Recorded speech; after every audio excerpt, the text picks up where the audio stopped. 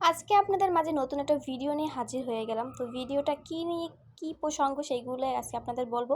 আসসালামু আলাইকুম, সবাই কেমন আছেন? আশা করি সবাই ভালো আছেন। আলহামদুলিল্লাহ আমিও খুব ভালো আছি। জামাইয়ের কাছে এসে তো আলহামদুলিল্লাহ আরও বেশি ভালো আছি। যা কী বলবো, তো দেখতেই পাইতেছেন কত সুন্দর ভালো আছি। সারাদিন খালি রান্ধনের উপরেই আছি।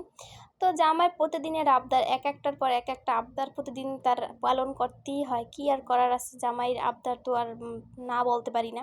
সে আজকে অর্ডার করছে আলুর পরোটা খাবে, যা জীবনেও বানাইনি আমি। সবসময় ইউটিউবে দেখে আসছি যে আলুর পরোটা মানুষে বানায় আর খায়, আর আজকে আমি সেইটাই বানাবো। তো এই জায়গায় লয়ে লইছি পেঁয়াজ, কাঁচামরিচ, একটু সরিষার তেল দিয়ে বেরেস্তা করে নিয়ে নিয়েছি। আর এদিকে হচ্ছে আলু সিদ্ধ হয়ে গেছে। তো সব কিছুর মধ্যে একটা কারণ রয়েছে। বাসায় আটা ছিল, ভেবেছিলাম যে আটা আছে, কিন্তু আটার প্যাকেট ধরে দিয়েছি যা আটা আছে ওইয়া দিয়ে জীবনেও পরাট হইব না, অন্তত হইতে পারি একটু ছোট্ট একটু গোল্লা। তো এটা দিয়ে তো কোনো মতেই সম্ভব না। তারপর জামাইয়ের ঠেলে মিলে পাঠাই দিয়েছি আটা আনার জন্য, কারণ আটা দিয়েই তো আলুর পরোটা বানানো হয়। এখন তো আটাই না থাকে, তাইলে আলুর পরোটা কীভাবে বানাবো বলেন। তো যাই হোক, আর জামাই চলে গেছে এদিকে আটা আনতে, আর আমি এদিকে আলুটাকে ভর্তা বানাই তারপরে রাখবো। তার ভিতর জামাই চলে আসবে। তো যেই কথা সেই কাজ।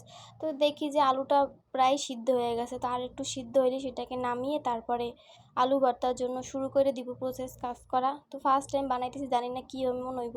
আল্লাহ করতে যাতে ভালোই হয়, আর জামাই একটু প্রশংসাই করে। জামাইয়ের অপেক্ষা করতে করতে জামাই চলে আসছে। এদিকে থেকে জামাই আমার জন্য চা নিয়ে আসছে, যে দেখেন কত সুন্দর চা। চা দিয়ে সেই রকমের একটা ফ্লেভার চলে আসছে। আর এদিকে চা আনতে আনতে পলিথিনের ভিতর চা ফালাই দিছে। আনতে কইছি এক পাত, সে লইয়েছে 14 পাত। এই দেখেন টমেটো, পেঁয়াজ আরও বিভিন্ন ধরনের জিনিস নিয়ে আসছে আমার জন্য, খাবারের জন্য। তো চাটা দেখে পরানটা ভরে রয়ে গেছে, কারণ চাটার ফ্লেভার এত সুন্দর ছিল আর এত মজা ছিল চাটা, যা বলার মতন না। এই হচ্ছে আটা। এখন আলু পরোটা বানানোর জন্য লাগিয়ে পড়বো। তো এইগুলো সব কিছু একটু গুছিয়ে গাছিয়ে রাখি, যেহেতু বাজার নিয়ে আসছে। এদিকে বেকিং পাউডার নিয়ে আসছে আলু পরোটার বানানোর জন্য, যাতে আলুর পরোটা ফোলে। এমনিতেই তো আলু ভিতরে দিলে আলুতে এমনিতেই ফুলে যাবে, এইটা আমার জামাই জানে না। এই কারণে বেকিং পাউডার নিয়ে আর 7 আপ নিয়ে আসছে। যাওয়ার সময় বলে দিয়েছিলাম আমার জন্য একটু 7 আপ নিয়ে এসো, এই জন্য 7 আপও নিয়ে আসছে আমার জন্য। দেখছেন জামাই কত ভালো। জামাই হইতে হয় এরকম, যে বউয়ের আবদার সব কিছুই মানবে। তারপরে আমার জামাই চা আনতে আনতে চা তো পুরোই ঠান্ডা হয়ে গেছে। তো ঠান্ডা চা তো একদমই ভালো লাগবে না, তো রাইস কুকারের ভিতর চা দিতেছিল যে চাটা গরম করে খাওয়ার জন্য। তা আলুর পরোটা দিয়ে দুধ চা সেই মজা হবে। আর এদিকে আমাদের রুমে একটা ফ্রিজটা দেখে আবার কেউ অন্য কোনো কমেন্ট করেন না, কারণ আপনাদের তো মাথায় সবসময় ভূত যাবে কারে কেমনে ছোটো করা যায়। আসলে ফ্রিজটা আমাদের রুমে ছিল, এখানে আগে থেকেই রুমে ফ্রিজ, প্রত্যেকটা রুমে ফ্রিজ দেওয়া হয়। তো সেই কারণে এই যে দেখেন ফ্রিজের মধ্যে খাবারের অভাব না, কিন্তু তার বাজার করতে গেলে এটা ওটা আনতে হবে। এই হইছে বেডা মানুষ। তো খুবই লাকি যেমন একটা জামাই পাইছি, যে একটা কিছু বলার আগে সব কিছু নিয়ে আসে। এই হচ্ছে আমার সংসার জীবন, 3 মাসের সংসার। আর কি হবে দেখেন, 3 মাসের ভিতর অনেক কিছু করে ফেলছি। এই হচ্ছে অবস্থা। এখন আমি সব কিছু গুছাই গাছাই তারপরে আলুর পরোটার ভিতরে চলে যাবো। এদিকে আলু ভর্তাটা করে রাখছি, এখন বসে গেছি আলুর পরোটা বানানোর জন্য। যে কিছু আটা নিয়ে নিয়েছি, তার ভিতর একটু তৈল দিয়েছি। আপনারা যেরকম আলুর এমনি পরোটা বানানোর জন্য আটা গোলেন ওইভাবেই করবেন, এর ভিতর কোনো আলাদা কোনো জিনিস নেই। আমি একটু আলাদাভাবে একটু বেকিং পাউডার দিচ্ছি, যেহেতু জামাই জানে না তো, আর নিয়ে আসে। তো বেকিং পাউডারের তো কোনো ক্ষতি নেই, এটা আরও ফুলবে, নরম করবে। এই হচ্ছে অবস্থা। তো তারপরে জামাইয়ের কথা মতন একটু বেকিং পাউডার দিলাম, কিন্তু আমার জামাইয়ের কথা হয়েছে 1 চামচ দিতে, কিন্তু এই 1 চামচ যদি বেকিং পাউডার এতটুকু আটার ভিতর দিই, তাহলে অবস্থাটা কেমন হবে বুঝেন। তো আমার জামাইয়ের কথা যে এতটুকু কি জীবনেও ফলবে। তারপর তার কথা মতন আরেকটু দিলাম, এর ভিতর লবণ, একটু তেল, আর একটু ঠান্ডা পানি দিয়ে গললে কী হবে, এটা হার্ড হয়ে যাবে আটাটা। একটু হালকা কুসুম গরম পানি দিয়ে তারপরে একটু লবণ দিয়ে দিচ্ছি স্বাদ মতন, যে যেরকম লবণের টেস্ট সে সেরকম লবণ দিয়ে সুন্দর করে কিমাটাকে তৈরি করতে হবে। যে আমি যত আলতো করে অল্প অল্প পানি দিয়ে তারপরে আটাটাকে গুলতেছি, যাতে বেশি পানি না হয়ে যায়, বেশি নরমও না হয়ে যায়। যদি বেশি নরম হয়ে যায় তারপরে আর এটা বেলতে খুবই কষ্ট হয়ে যাইব। তো দেখতেই পাইতেছেন কত সুন্দর করে বেলতেছি। আর আপনারা খুবই আস্তে ধীরে এরকম করবেন আমার মতন কাজ, কারণ আমি ফার্স্ট টাইম আলুর পরোটা বানাইতেছি, জানি না আলু কোন জায়গা দিয়ে বেরোবে, কোন জায়গা দিয়ে থাকতে যাইবে, খুবই কনফিউশন আছে। কিন্তু জামাইরা তো বড় বড় কথা বলছে, আজকে আলুর পরোটা বানাইয়ে তারপরে জামাইরে আমি খাওয়ামু। আর জামাই তো সেই আসে বসে রয়েছে আমার পাশে, বসে বসে খালি দেখতে আসে যে আমি কী কাজ কান্না করতে আসি। তবে আমার জামাই অনেক হেল্পফুল, সে আমাকে খুবই হেল্প করে। আসার পর থেকে প্রত্যেকটা কাজে সে আমাকে হেল্প করে। আমার জামাই হচ্ছে 1 নম্বর জামাই।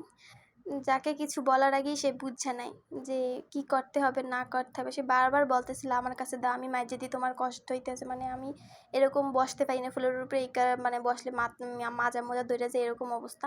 মানে যার যেরকম অভ্যাস।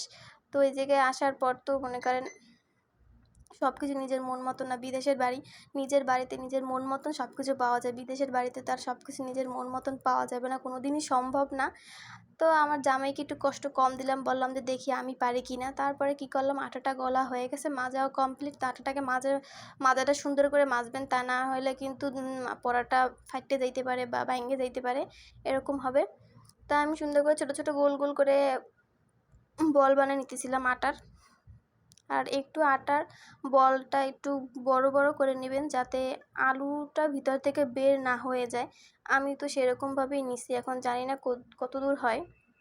যারা আমার মতন ফার্স্ট টাইম জামার জন্য আলু পরোটা বানাবেন, তারা একটু সেফ হয়ে তারপরে বানাবেন, যাতে আলুটা বের না হয়ে যায়। তারপরে কি করবেন, আলুর আটাটাকে ফার্স্টে একটু বড় করে, তারপরে চারোপাশটা একটু আলতো করে পাতলা করে, তারপরে আলুটা দিয়ে কোল্ড করে নেবেন গোল গোল করে। আর এদিকে আমি আলুর পরোটা বানাতে গিয়ে আলু দেখেন মাঝখান দিয়ে ফাটতে গেছে। আজকে নিজেকে ধন্য মনে হইতেছে একটা মেয়ে হিসেবে, কারণ বিয়ের পর নিজের জামাইকে সেভাবে পাই নাই। 5 বছর পর 3 মাসের সংসার করতে আসছি সৌদিতে। তো বাড়িতে বসে অনেক মানে খারাপ লাগতো যখন এটা ওটা রান্না বান্না করতাম বা এটা ওটা বানাইতাম, তখন খারাপ লাগতো যে জামাইরে কবে খাওয়াবো। মানে এই জিনিসটা খুবই মনের ভিতর অনেক কষ্ট লাগতো, যে এইভাবে জামাই যদি বলতো তাহলে জামাইরও তো বানিয়ে খাওয়াইতে পারতাম। তো আল্লাহ পাক এত বড় একটা সুযোগ করে দিছে, এইভাবে আলহামদুলিল্লাহ আলহামদুলিল্লাহ আলহামদুলিল্লাহ। মানে যেটা বাসায় মুখে ভাষা দিয়ে বোঝানো যাবে না। আল্লাহর উপর লাখ লাখ শুকরিয়া এই রকম দিন আমাকে উপহার দেওয়ার জন্য, যে জামাইয়ের আবদার পূরণ করতে পারতাছি। আর সবচেয়ে বড় কথা, আপনার ভিডিওতে যে আমার রুটিওয়ালার বেলুন তারপরে যে ফ্রি দেখতেছেন, এইটা দেখে আবার কেউ হাসেন না, কারণ সৌদি আরবে মানে বিদেশের বাড়িতে এত কিছু এখন আপাতত এই কয়দিনের জন্য কেনাকাটা আসলেই বোকামি হবে। তো এই কারণে শর্টকাটে যেভাবে বানানো যায়, বানিয়ে খাওয়ানো যায়। তো যাই হোক, তো এরপরে আমার অবস্থা খুবই খারাপ বসে থাকতে থাকতে। তারপরে আমার জামাই বলতেছে যে আমাকে দাও, আমি তোমার সুন্দর করে বানিয়ে নিতেছি। তো তারপরে দেখলাম যে আমার চাইতে আমার জামাই বেস্ট। দেখছি না, আমার আলু এখান থেকে বেরোয় গেছে, ওইখান থেকে বেরোয় গেছে, আর আমার জামাই কত সুন্দর গোল গোল করে মানে বেলতেছিল, আর বলতেছে দেখছি আমি কত সুন্দর করে বেলতে পারি, তুমি পারো না। মানে আমার যত রকমের পচানোর কাজ সে পচাইতে পারতেছে। বুঝদিন তো বেডা মানুষ, একবার একটা দিনে যদি পারে যায় তাইলে মাথার এগো কেমনে পচান লাগবে এরা ভালো করেই জানে। তো তারপরে আমার জামাই মাকে বেলিয়ে দিতেছিল, আর আমি ভাজতেছিলাম, যে যেহেতু বেলতেছি তাইলে আমি ভাজি ফেলে। আর আলুর পরোটা বেলবেন আর ভাজবেন, কারণ বেশিক্ষণ যদি আলুর পরোটা এরকম বেলে বেলে তারপরে রাইখে দেওয়া হয়, তাহলে সেটা দিয়ে পানি ছেড়ে দিবে, তার আর লাগিয়ে পড়বে। এদিকে ফ্রাই প্যান দিয়ে দিয়েছি চুলার উপরে, তেলটা একটু গরম হলেই, ফ্রাই প্যানটা একটু গরম হলে তারপরে এর ভিতর দিয়ে দেবো। আর মানে অল্প অল্প তেল দিয়ে তারপরে ভাজবেন। তাই আমি ফার্স্টে একটা ভুল করে ফেলছি, মানে তেল ঢালতে গিয়ে বেশি তেল পড়ে গেছে ফ্রাই প্যানের ভিতরে। আর এত তেল দিয়ে আলুর পরোটা ভাজলে, আলুতে তো এমনিতেই মনে করেন তেল চুষি বেশি, এই কারণে মানে গ্যাস্ট্রিকের সমস্যা একটু বেশি। যাদের গ্যাস্ট্রিকের সমস্যা বেশি, যাদের গ্যাসের প্রবলেম, তারা একটু তেল কম খাওয়ার চেষ্টা করবেন, এটাই সবচেয়ে বড় জিনিস। তারপরে এই যে উল্টে পাল্টে সব কিছু সুন্দর করে পরোটাগুলোকে ছোটো অল্প অল্প করে তেল দিয়ে তারপর ভেজে নিচ্ছিলাম। আর এদিকে তেল দিতে যাইয়ে সব তেল মানে বোতল দিয়ে পড়ে গেছে, যে দেন পুরো তেলে ডুবা ডুবো হয়ে গেছে। মানে আপনাদের সতর্ক করতে যেয়ে নিজেই অসতর্কতার কাজ করে ফেলছে। আর আমার জামাই তো পিছন থেকে বলতেছে অল্প তেল দিয়ে বাজো, অল্প তেল দিয়ে বাজো, বেশি তেল খাইলে পেট হয়ে যাবে। আর আমি যাওয়ার পর নাকি আমার জামাইয়ের পেট বেড়ে গেছে, এটা কোনো কথা কন?